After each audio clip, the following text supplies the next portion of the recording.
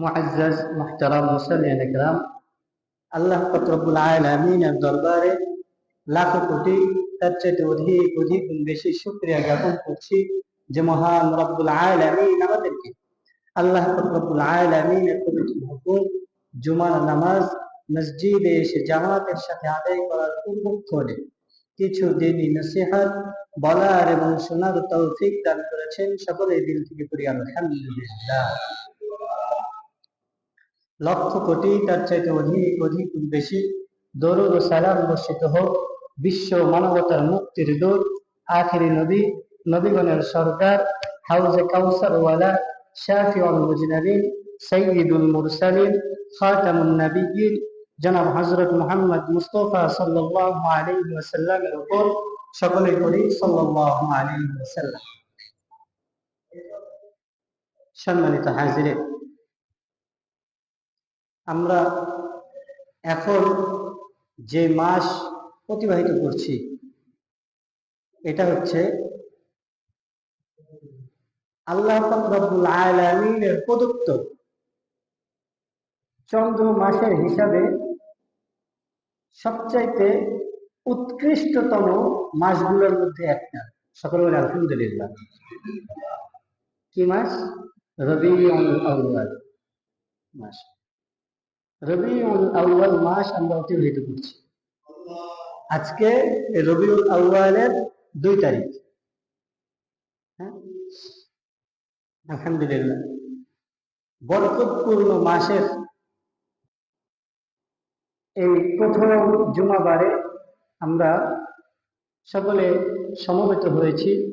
মহান রব্বুল আলামিন আমাদেরকে একত্রিত করেছেন। এই জুমায় আমাদের আলোচনার বিষয়বস্তু হচ্ছে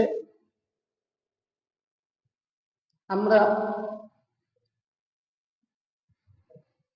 ইহজগতে এবং পরজগতে উভয় জগতেই আমরা শান্তি চাই। যাকেই জিজ্ঞাসা করেন একটু শান্তিতে বসবাস করতে চাই, শান্তি চাই, শান্তি প্রিয় মানুষ আমরা, ঠিক না? প্রত্যেকেই শান্তি চাই। স্বাচ্ছন্দ্যের সাথে শান্তিতে দুনিয়ার জিন্দগিটা কোন রকম কাটায় নিয়ে পরকালের জিন্দগিতেও যেন আমি শান্তিতে থাকতে পারি, শান্তিতে বসবাস করতে পারি, এই আশাই আমাদের অন্তরে। নাকি এছাড়া কোনো উদ্দেশ্য আছে? অন্য কোনো উদ্দেশ্য আছে? অন্য কোনো উদ্দেশ্য আছে কি? হ্যাঁ, আমি আপনি সারাদিন হাড় ভাঙ্গা খাটুনি খাটতেছি। হ্যাঁ, কেউ দিন মজুর, কেউ চাকরিজীবী, কেউ ব্যবসায়ী, কারো তো ঘুম নেই। বলেন, কথা বলেন। কোটি কোটি টাকা হয়ে গেলে মানুষের ঘুম হয় নাকি? হ্যাঁ, টাকা দিয়ে ঘুম কিনা যায়? টাকা দিয়ে ঘুম কিনা যায়? টাকা দিয়ে ঘুম কিনা যায় না। কোটি কোটি টাকা থাকতে পারে কিন্তু তার ঘুম নাই। টাকা দিয়ে ঘুম কিনা যায় না। ঘুমের ট্যাবলেট খেয়েও ঘুম হয় না। যার টাকা বেশি তার টেনশন বেশি। তার কি টেনশন বেশি। এজন্য হাজার হাজার কোটি টাকার মালিকও কি করতে পারে না? শান্তিতে ঘুমাতে পারে না। হাই পাওয়ারের ঘুমের ট্যাবলেট খেয়েও তার ঘুম ধরে না। তো আমার আপনার এই যে সারাদিনের পরিশ্রম, এর হাড় ভাঙ্গা খাটুনি, যারা চাকরিজীবী সারা মাস চাকরি করতেছে, হ্যাঁ, অফিসের সময়টাকে সকাল 9টা থেকে বিকাল 5টা পর্যন্ত টানা কাজ করে যাচ্ছি, কোনো বিরাম নাই, বিরামহীন ভাবে চলতেছে। কেন চলতেছে? একটু শান্তিতে বসবাস করতে পারি তাই। হ্যাঁ, যে কাজ করে না, কাজ কাম করে না, তাকে আমরা বলি অকর্মার ঢেকি। তুই খাবি কি? তুই পড়বি কি? তোর বউ সামনে তুই খাওয়াবি কি?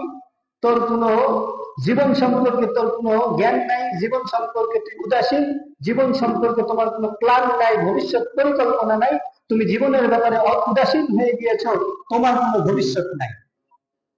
তুমি শান্তিতে থাকতেও পারবা না, মানুষকে শান্তি দিতেও পারবা না।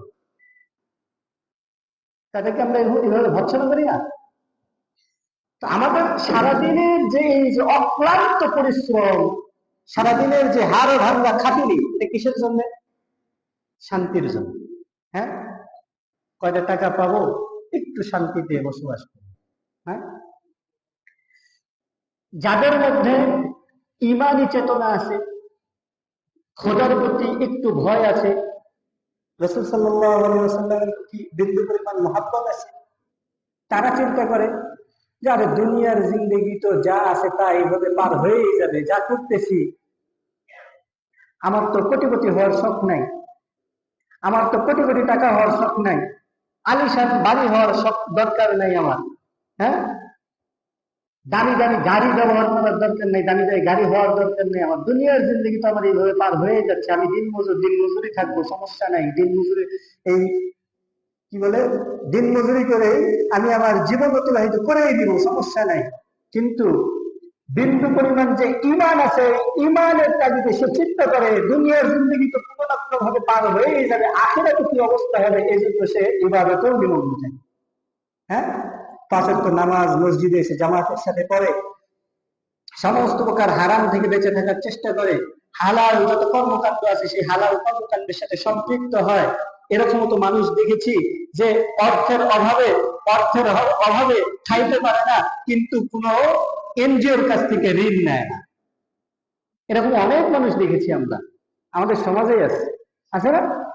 এবং হাজারো মানুষ এরকম আছে যে এনজিও সুদি কারবার, সুদ খাইলে তো আল্লাহ আমাকে মাফ করবেন না, আল্লাহ আমাকে পাকড়াও করবেন, আল্লাহ আমাকে ধরে ফেলবেন, আমি তো জান্নাতে যেতে পারবো না, আখিরাতের জিন্দেগি আমার শান্তিময় জিন্দেগি হবে না, সুখ শান্তির জিন্দেগি যদি আমি পাইতে চাই তাহলে সুখ থেকে আমাকে বিরত থাকতে হবে, আমার আল্লাহ আমার রসুল আমাকে নিষেধ করেছেন, আমার আল্লাহ আর রসুল যে নিষেধ করেছেন সেই কাজ আমি করবো না, এই জন্য আমি করতে চাই কি, আমি এই সুদের সাথে সম্পৃক্ত হবো না, সামান্য আমার একটু কষ্ট হয় হোক, এক বেলা না খেয়ে থাকতে পারি, একদিন না খেয়ে থাকতে পারি, এক সপ্তাহ না খেয়ে থাকতে পারি, আমি সুদের সাথে সম্পৃক্ত হব না।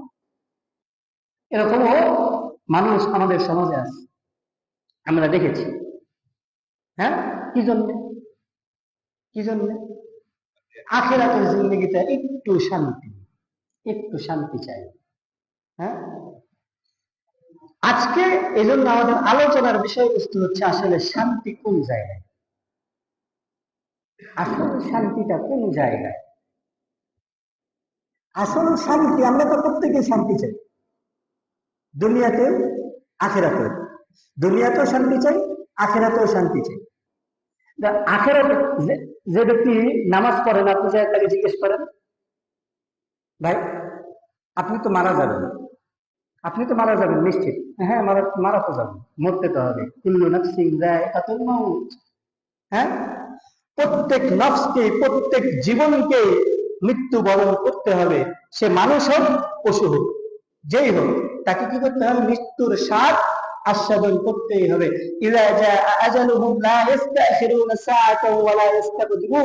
যখন তোমার সময় ঘনিয়ে আসবে, নির্দিষ্ট সময় যখন হয়ে যাবে, বিন্দু পরিমাণ, বিন্দু মুহূর্ত, এক মুহূর্ত এদিক সেদিক হবে না, এক মুহূর্ত তুমি বেঁচে থাকতে পারবে না, এক মুহূর্ত তোমার কাছ থেকে তোমাকে কম রাখা হবে। হ্যাঁ, মৃত্যু তো বরণ করতে হবে। তাকে প্রশ্ন করা হয় যে ভাই আমি তো মারা যাব, মারা যাওয়ার পরে আখিরাতের জিন্দেগিতে আপনি কি চান? বিন্দু পরিমাণ ঈমান আছে, নেক আমলের ধারে কাছেও যায় না, ওই ব্যক্তিও বলবে আখিরাতের পরে আমি চাই যে আমার আল্লাহ আমাকে জান্নাত দিক। সুবহানাল্লাহ। হ্যাঁ, জান্নাত কে না চায়? আখিরাতে মৃত্যুর পরে জান্নাত কে না চায়? আপনি চান, আমি চাই, সবাই জান্নাত চায়। হ্যাঁ, আরে ভাই আমি তো বাদ দেন, আমাদের তো ঈমান আছে। বিধর্মীদেরকে যা জিজ্ঞেস করেন, হ্যাঁ, হিন্দুদেরকে যা জিজ্ঞাসা করেন, তারা তো তাদের বিধর্মীদের মারা যাওয়ার পরে যে গাড়ি, এই গাড়ির নামও দিয়ে রাখছে স্বর্গরথ। কথা বুঝেন? গাড়ির নাম কি? স্বর্গরথ। স্বর্গ মানে জান্নাত, স্বর্গ মানে জান্নাত। আপনারা হিন্দুদের যে লাশ নিয়ে যায়, লাশবাহী গাড়ি দেখেন নাই আপনারা? তো আপনারা কথা বলেন না কেন? আমার তো মনে হয় যে আমি সব একা সবকিছু বলতেছি, আপনারা এগুলো কিছুই জানেন। হ্যাঁ, এই যে গাড়িটা যায় না, গাড়ির উপরে নাম দেখছেন, নাম কি থাকে? ওই গাড়ির নাম হচ্ছে স্বর্গরথ। মানে কি? জান্নাতের গাড়ি। এই গাড়ি কি? জান্নাতের গাড়ি। সুবহানাল্লাহ।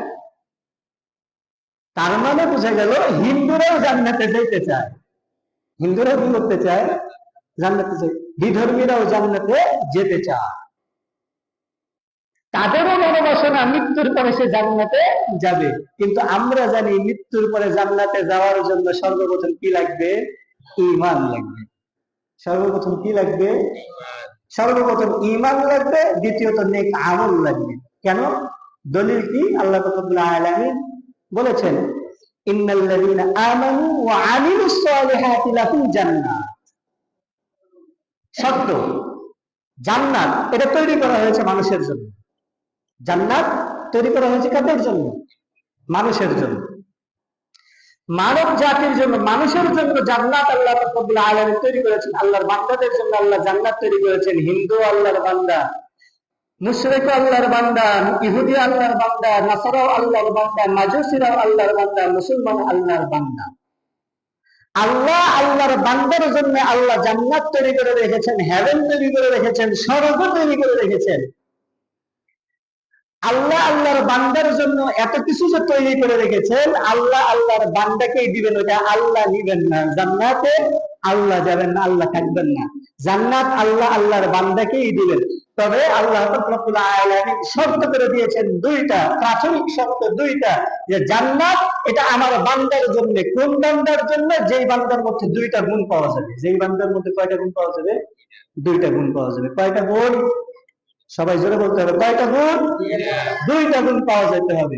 এক নম্বর হচ্ছে ইন্নাল্লাযীনা আমানু, যারা ঈমান এনেছে, ঈমানের গুণ পাওয়া যেতে হবে। ঈমান নাই জান্নাত নাই। ঈমান নাই, কথা বলো, ঈমান নাই জান্নাত নেই। সোজা কথা। হ্যাঁ, ঈমান আছে, জান্নাত আছে। আরে ঈমান না থাকার কারণে রাসূল সাল্লাল্লাহু আলাইহি ওয়াসাল্লামের চাচা জান্নাতে যাইতে পারবে না। কথা বলে না। দুনিয়ার বুকে সবচাইতে শ্রেষ্ঠ মহামানব যিনি ছিলেন, তার চাচা জান্নাতে যাইতে পারবে না। কিসের কারণে?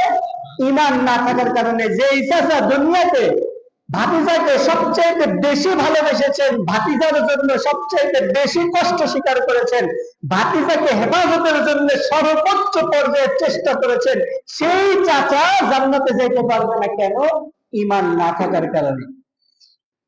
পক্ষান্তরে পক্ষান্তরে রাসূল সাল্লাল্লাহু আলাইহি ওয়াসাল্লামের আপন মুহাব্বতের চাচাকে যে হত্যা করেছে, যে নির্মম ভাবে শহীদ করেছে, শহীদ করার পরে তার বুক চিরেছে, বুক চিরে কলিজা বের করেছে, কলিজা বের করে নিজের দাঁত দিয়ে চাবায় চাবায় কাঁচা কলিজা খাইছে, এই ব্যক্তিও পরবর্তীতে ঈমান আনার কারণে তিনি কি করবেন? জান্নাতে। কথা বলেন সুবহানাল্লাহ। ঈমান থাকার কারণে ইনিও কি করবেন? জান্নাতে যাবেন। কথা বুঝেন না? কথা বুঝে আসেন আপনাদের? হ্যাঁ, আপন চাচা দুনিয়াতে সবচাইতে মহব্বতের ছিলেন, সবচাইতে বেশি মহব্বত করতেন, যার মৃত্যুতে, ঈমান ব্যতীত মৃত্যুতে রাসূল সাল্লাল্লাহু আলাইহি ওয়াসাল্লাম সবচাইতে বেশি ভারাক্রান্ত হয়েছেন, সবচাইতে বেশি দুঃখিত হয়েছেন। যেই দুঃখের সান্ত্বনা দেওয়ার জন্য আল্লাহ রাব্বুল আলামিন নিজে তার বন্ধুকে আরশে মহল্লায় দায়িত্ব নিয়ে গেছেন, সান্ত্বনা দিচ্ছেন, কাছে বসে রেখে আদর করেছেন, মহব্বত করেছেন। এরকম একজন চাচা জান্নাতে যাইতে পারবে না ঈমান না থাকার কারণে। আর আপন চাচাকে যারা নির্মম ভাবে শহীদ করেছে, বুক চিরে কলিজা বের করেছে, এই কাঁচা কলিজা বুকের উপর বস থেকে চাবায় চাবায় খাইছে, এইরকম লোক জান্নাতে চলে যাবে পরবর্তীতে ঈমান আনার কারণে। সুবহান। ঈমান কত দামি? ঈমান কত দামি? আল্লাহু আকবার। তাহলে বুঝা গেল তো, জান্নাতে যাওয়ার জন্য প্রথম শর্ত কি? সবাই বলতে হবে, জান্নাতে যাওয়ার জন্য প্রথম শর্ত কি? ঈমান। কে বলেছেন? আল্লাহ রাব্বুল আলামিন নিজে বলছেন কি? ইন্নাল্লাযীনা আমানু, যারা ঈমান এনেছে।